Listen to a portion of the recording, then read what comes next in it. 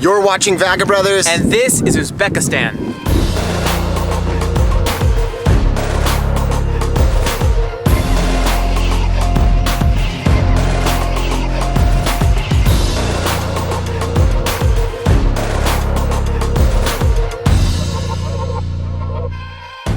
I'm Alex. I'm Marko. And you are watching Vagabrothers. And right now we're exploring the museum city, Khiva.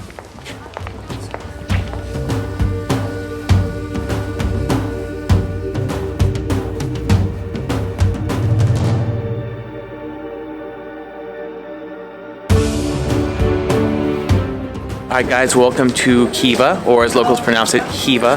This is a museum city because it's basically a walled pedestrian city that was actually the first place listed as a UNESCO World Heritage Site here in Uzbekistan.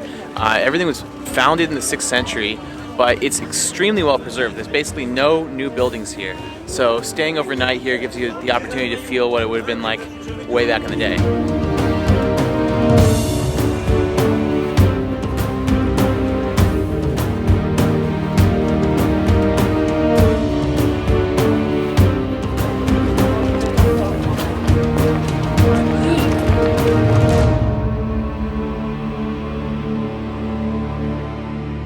One of the first things that I've noticed is that there are lots of mosques, lots of minarets, lots of madrasas, and lots of fur hats for sale. I've never seen so many fur hats.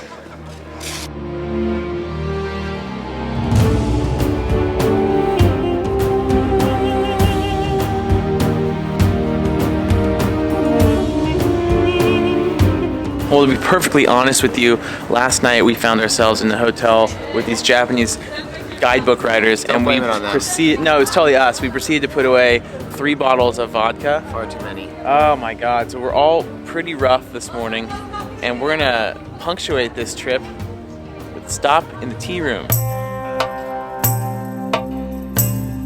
The tea here in Uzbekistan is actually really nice. It's a black tea, but they put lemon in it, fresh lemon and sugar, and it tastes really, really good. It's kind of like almost like a tonic, but I really enjoy it. It's one of my favorite things so far about Uzbekistan is the tea.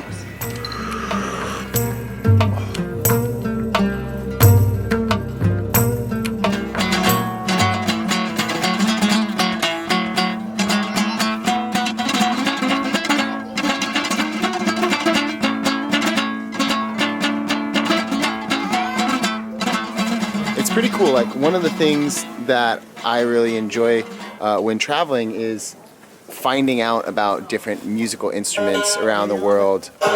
There's such a huge array of different traditional instruments in different parts of the world, and music is one of those things that just kind of opens doors and allows you to connect with people even though you don't speak the same language. It's really cool.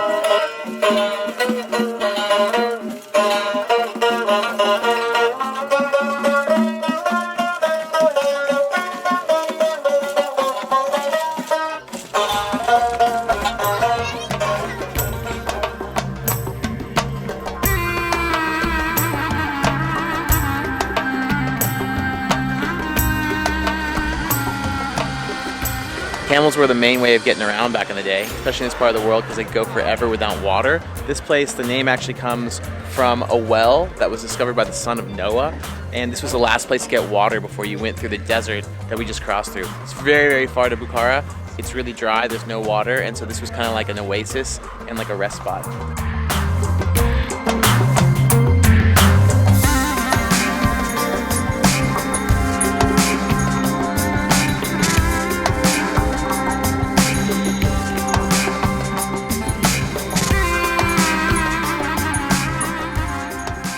So behind us is one of the main icons here in Khiva. It's this minaret that's halfway built. It would have been super big if they finished it, but according to legend, they stopped building it halfway because the Khan who started building it died. His son didn't want it to get completed because it'd be named after his dad because he's all jealous. And the other idea that people have is that he didn't finish it because if he had, then it would have been able to see down into his harem. And only the Khan gets to see his harem. So, to go check out what that was like, I'm going into the Khan's palace.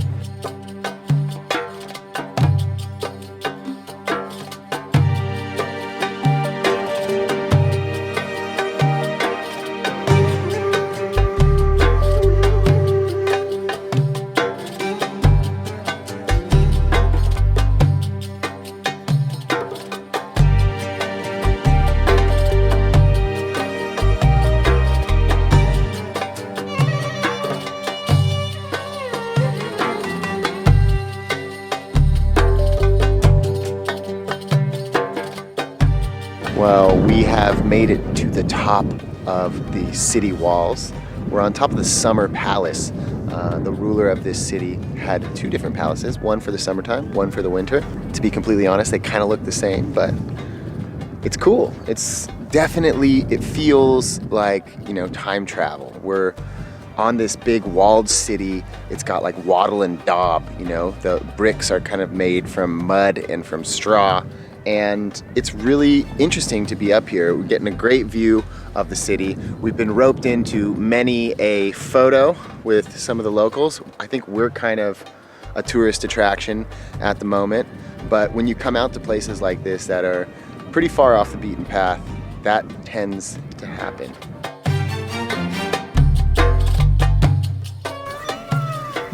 Why are you putting yourself in the tree?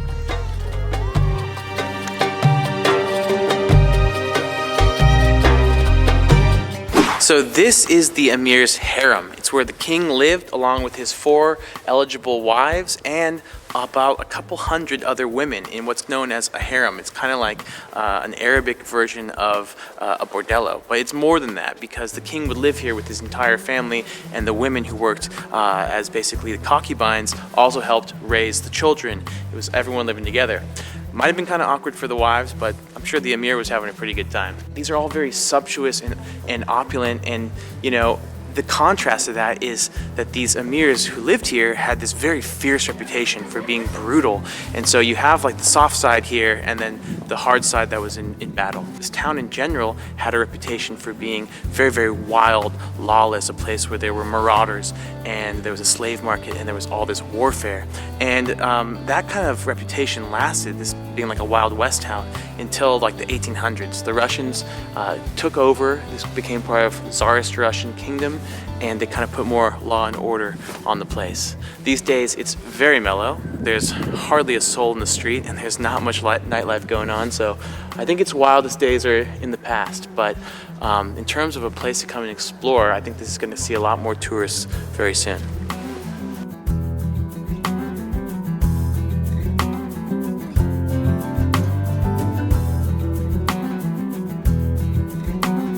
Well, super fun day exploring Khiva, beautiful city, really like the vibe, and definitely know we're gonna see it in some movies sometime soon. Probably Game of Thrones season 7. Or Star Wars or something. Any of those fantastical, awesome, historically ambiguous places, it would be a perfect movie set. But we have one more big adventure in store here in Uzbekistan. Right now we're in the town of Nukus, and we are going to be driving in these 2 4-wheel drive vehicles into what used to be the Aral Sea. If you don't know about that, take a moment, Google it, but stay tuned because this next episode is going to be awesome. Yeah, we're going to one of the most unique places on planet Earth. So if you have not already, hit the subscribe button, give this video a like, and stay tuned for more episodes from Vagabrothers. As we always say, stay curious, keep exploring, and we'll see you on the road to the Aral Sea. Aral Sea, let's do it. Peace.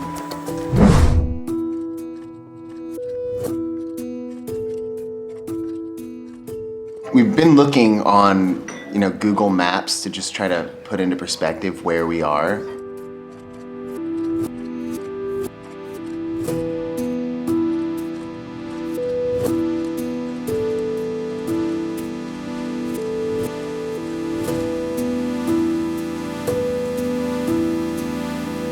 Well, I'm standing now at what used to be the bottom of the Aral Sea.